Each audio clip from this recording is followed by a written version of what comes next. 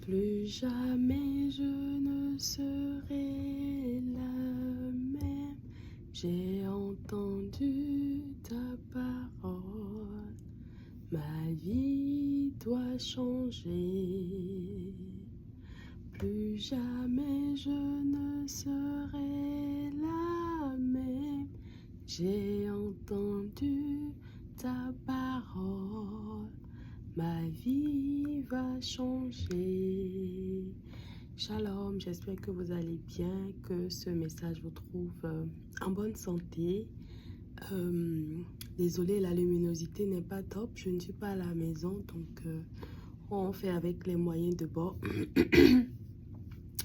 J'espère que ma voix porte assez bien, je suis un peu grippée et puis je ne peux pas trop crier non plus de là où je suis. Aujourd'hui, je voudrais vraiment encourager quelqu'un à tenir.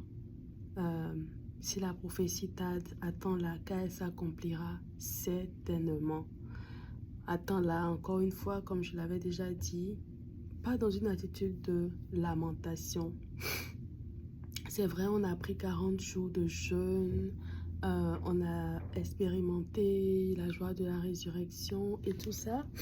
Et puis, en général, ce qui se passe, c'est que quand on sort de ces temps-là, on est rempli, on est boosté, on est motivé.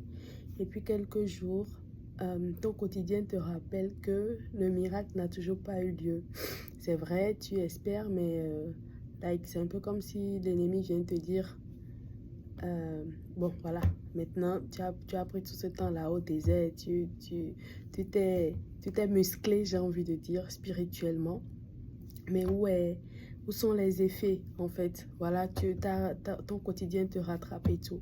Aujourd'hui, j'ai envie de dire à quelqu'un, quand tu te muscles spirituellement, le gras de la chair se dissipe. L'effet n'est pas immédiat.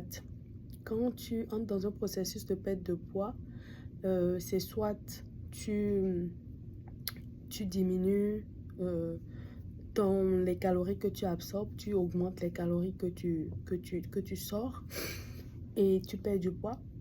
Soit tu fais la même chose, tu rajoutes des exercices de musculation et tu perds le poids et tu te fais aussi des muscles à la place des graisses. Bon, je ne suis pas experte dans le domaine, mais ce que je voudrais dire, c'est que l'une des choses que les trainers, les coachs recommandent, c'est que tu fasses des activités qui t'aident à construire du muscle. Comme ça, pendant que ton corps est au repos, la graisse se fond alors que le muscle est en train de se former. Mais toi, tu ne vois pas tout de suite. Par exemple, quand tu fais de cardio, par exemple, où voilà, tu transpires, tu vois vraiment que là, tu es en train de suer. C'est un peu comme si tu vois la graisse s'évaporer. Là, tu vois, c'est palpable. Ça, c'est les miracles auto-auto.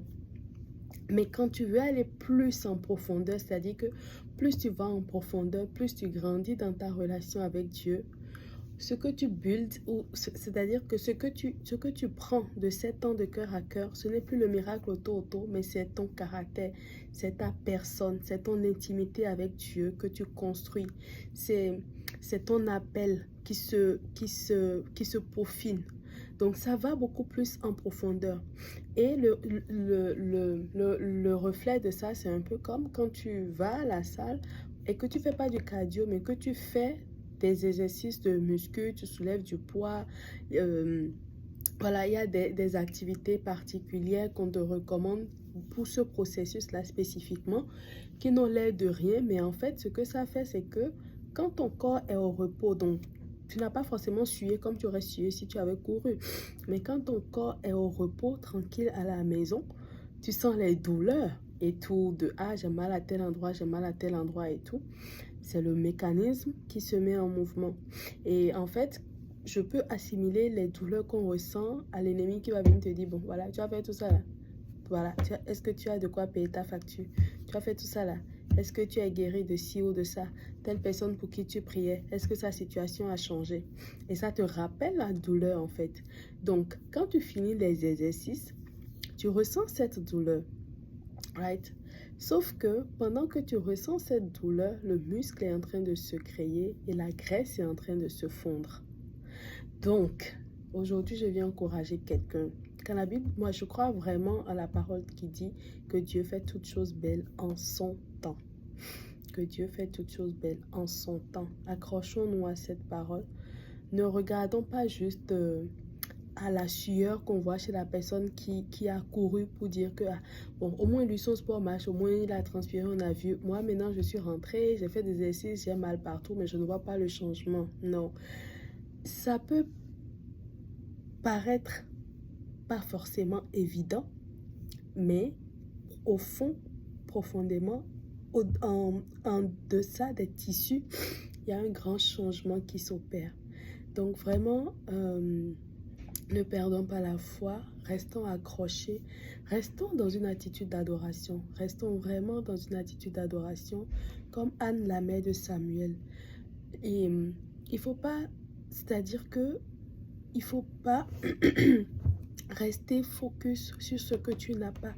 Reste focus sur ton Dieu. Parce que la Bible ne dit pas cherche le matériel ou enfin cherche le confort ou machin et tu trouveras Dieu sur ton chemin. La Bible dit cherchez d'abord le royaume des cieux et tout le reste vous sera donné à surcroît. C'est ce que Anne, la mère de Samuel, a fait. Elle était triste. J'imagine qu'elle a pris un temps d'abord pour se lamenter. Après, elle s'est dit non. Je vais me tourner vers Dieu. Je ne sais pas ce que Dieu est en train de faire, mais je vais me tourner vers lui. Et puis, il y a le doing en anglais qui est, c'est-à-dire que être en train de, et il y a le do, genre faire ou donne, fait, vous voyez. Donc, tout ce temps où Anne pleurait et tout, Dieu était dans le doing parce que le moment n'était pas encore venu pour le prophète Samuel d'être accueilli sur cette terre parce que Dieu a un plan. Et selon le plan de Dieu, le prophète Samuel devait arriver à un moment précis. Right? Donc, c'est parce que ce moment-là n'était pas encore arrivé. Mais Anne est restée focus sur Dieu. While I'm waiting, I will be praising. Il y a cette chanson-là que je vous recommande de voir. I will wait on you, Lord. Bon, c'est en anglais, mais ça dit basically, pendant que j'attends, je serai en train d'adorer. Donc, n'attendons pas dans la lamentation, attendons dans l'adoration.